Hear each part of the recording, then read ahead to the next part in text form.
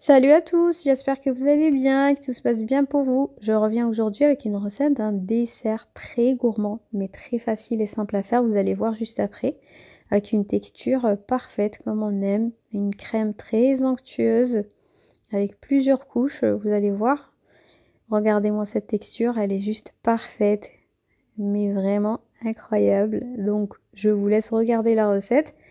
Pour la recette de la crème, il nous faut 500 ml de lait, 2 cuillères à soupe de maïzena, 2 cuillères à soupe de farine et 3 cuillères à soupe de sucre.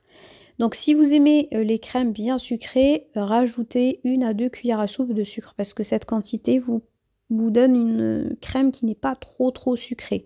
Donc moi ça me va parfaitement, mais si vous aimez bien le sucre, n'hésitez pas à augmenter la dose.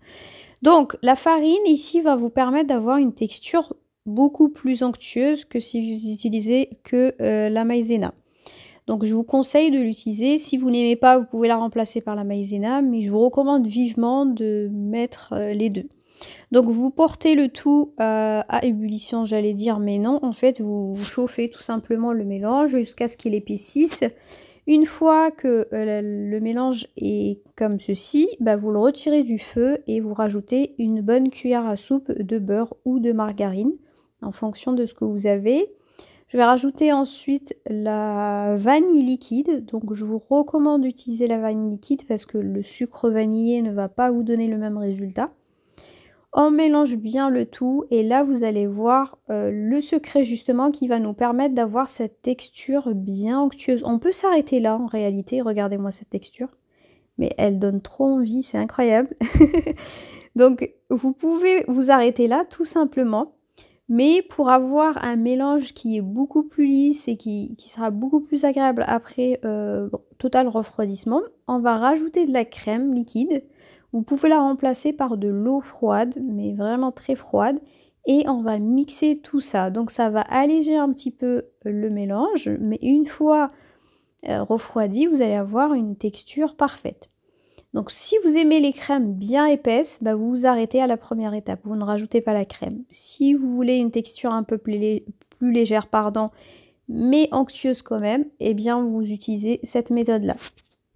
Une fois que ma crème est prête, je la divise en deux parties inégales. Donc la première couche va être un peu plus fine que la deuxième. Donc là, il faut mettre une première couche qui est plus petite. Donc là, je mets directement sur mes biscuits. Donc je n'ai rien rajouté, je n'ai pas mis de beurre aux biscuits. J'ai juste mixé mes biscuits. Je les ai mis dans le fond tout simplement. Vous pouvez mettre du beurre si vous voulez. Mais pour moi, ça va très bien comme ça. Ensuite, je prends la deuxième partie et je rajoute des biscuits concassés pour avoir cet effet un peu moucheté qui est très sympa. Et je rajoute aussi un peu de biscuits moulus. Là, c'est pour la couleur plutôt parce que les biscuits concassés ne vont pas donner de la couleur. Ils vont juste donner cet effet comme je vous disais. Donc, vous dosez en fonction de l'intensité de couleur que vous voulez voir. Plus vous voulez une couche foncée et plus vous allez devoir rajouter des biscuits moulus tout simplement. Moi je voulais on va dire une couleur juste claire quoi, un peu légèrement plus foncée que la première couche. Donc ici vous essayez on va dire de lisser un petit peu la surface pour rajouter ensuite la ganache pour avoir une ganache qui est bien lisse par la suite. Mais vous n'êtes pas obligé donc ce qui est bien dans cette recette, c'est que vous n'êtes pas obligé de laisser poser, on va dire, votre dessert avant de rajouter les couches.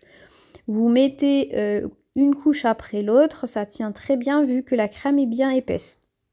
Donc pour la ganache, donc la dernière couche, il nous faut de la crème liquide qui est bien chaude à laquelle je rajoute du chocolat pour ma part noire.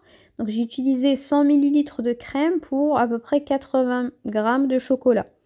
Donc si vous utilisez du chocolat au lait par exemple, là utilisez les mêmes quantités, 100 ml pour 100 g, puisque le chocolat au lait n'a pas la même, consistance que le chocolat noir.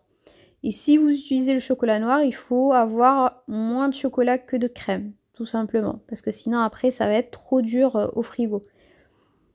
Je mélange bien le tout et je rajoute ma dernière couche et je décore et ma crème est déjà prête. Regardez-moi cette texture, mais elle donne pas envie.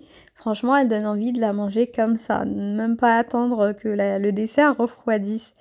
Donc cette recette est parfaite pour vos repas, pour tous les jours, pour, vous inviter, je vous conseille vivement de la tester. Si vous la testez, n'hésitez pas à me dire ce que vous en pensez. Si vous aimez ce type de recette aussi, n'hésitez pas à me le dire. Si vous voulez d'autres recettes par exemple, bah, mettez-moi, ça en commentaire, j'essaierai de vous mettre, ce que vous voulez. Je vous dis à très vite dans une nouvelle vidéo. Prenez soin de vous. Ciao, ciao!